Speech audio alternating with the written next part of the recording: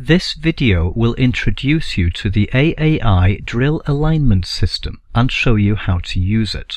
You will first be introduced to the different components of the system, then shown how to use them, then shown what must be done to care for the system, and we will finish with a summary of the important points.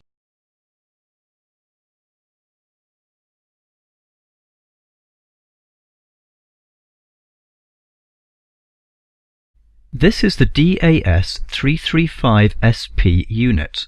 This is what you will move around the surface to find the point at which you need to drill a hole. These buttons release the vacuum, allowing the unit to move freely across the surface. Releasing them will cause the unit to be held onto the surface without someone having to keep it there. Either of them can be pressed to release the vacuum. You do not have to press both of them.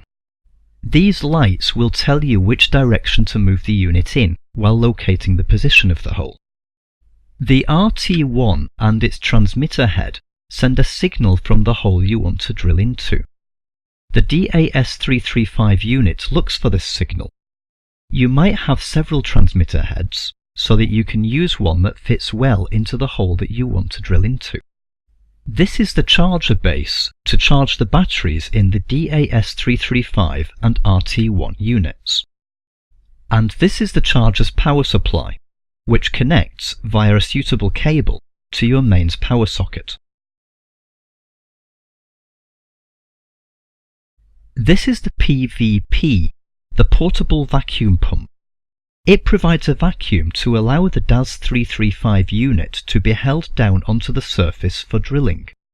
This pipe connects the pump to the DAS350 unit.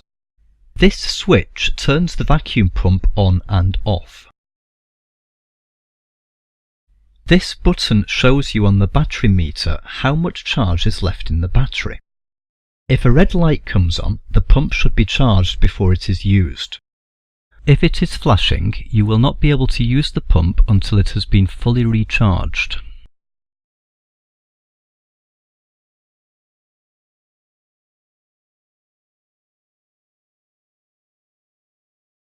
Take the RT1 and the transmitter head from the case.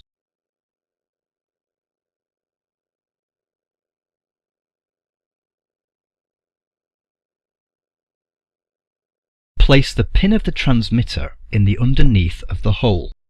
The pin of the transmitter should fit well into the hole. If it is too small, the pin will be pointing off center and your hole will not be in the right place. If the pin does not fit well, you need to get a transmitter head that does fit and use that. Switch on the RT1 by pressing and holding the button until the light comes on. The light will then flash periodically to show that it is still switched on.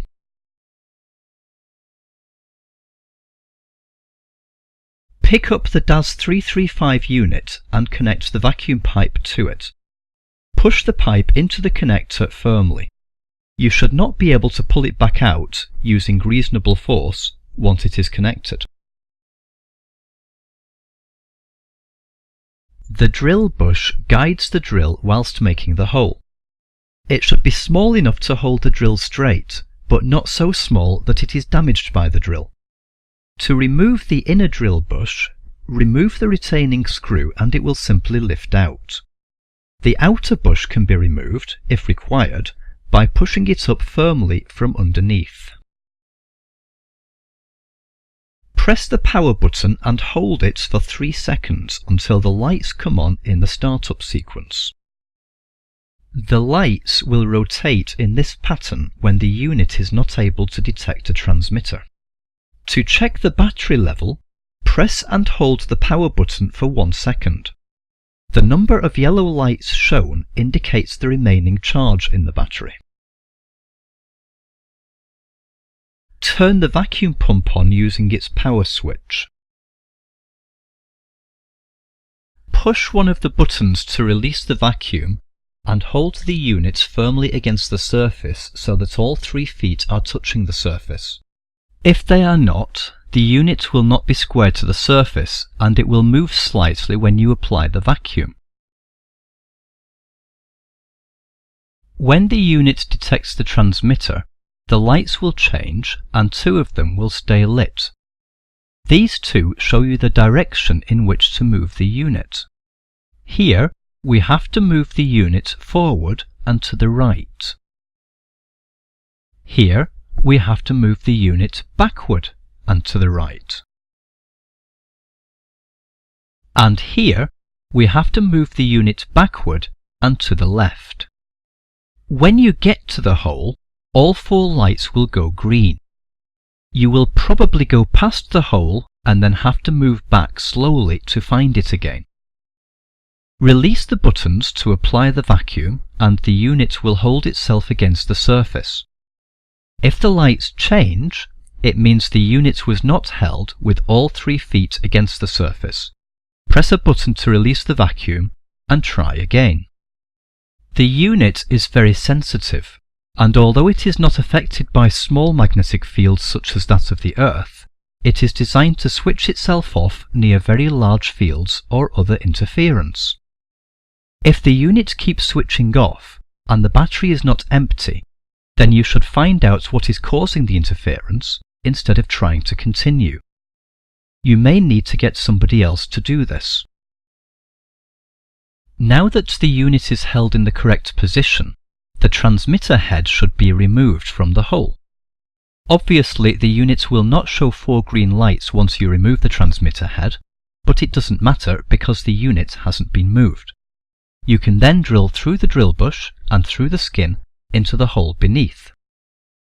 When you have finished, remove the vacuum pipe from the unit by pressing the release flange towards the body and, while holding it there, pulling the vacuum pipe back out of the fitting.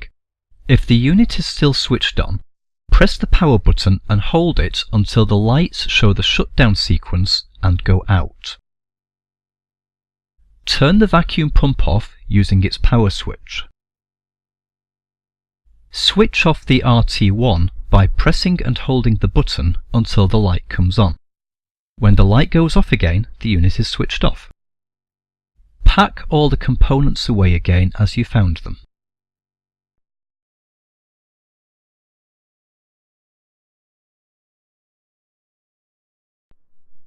The DAS unit, RT1 and vacuum pump all have batteries that need to be charged as required. To charge the battery in the DAS unit, connect the charger base to its power supply and connect that by an appropriate cable to your mains power supply. Place the unit on the charger base as shown. The DAS charge indicator lights will show red when charging and go green when the unit is fully charged. The charger base also charges the battery in the RT1 unit. Connect them together as shown, and again the light will be red for charging and green when fully charged. To charge the vacuum pump, connect the provided charger to this socket and connect that to your mains power supply using an appropriate cable.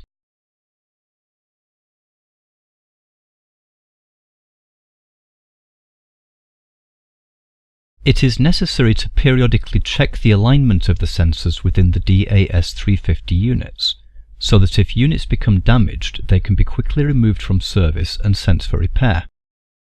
The alignment checker kit allows you to do this. It contains a special version of the RT1, along with the alignment checker itself.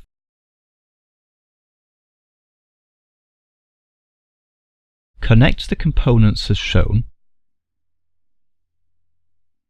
and switch on the RT1 as usual by pressing and holding its button until the light flashes. Take the DAS unit from the case and remove the outer drill bush by pressing firmly from underneath. Switch the unit on by pressing and holding the power button until the lights come on in the startup sequence. Move the DAS unit near to the alignment checker and move it through all 4 directions as shown to confirm that the lights indicates the correct direction all the way around. Place the DAS unit on top of the alignment checker and confirm that all 4 lights go green. The unit has now been checked and found to be functioning correctly.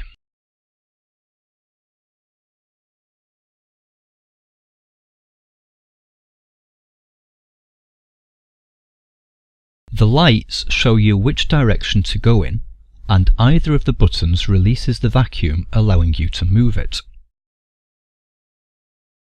The feet of the unit must all be touching the surface while you look for the hole.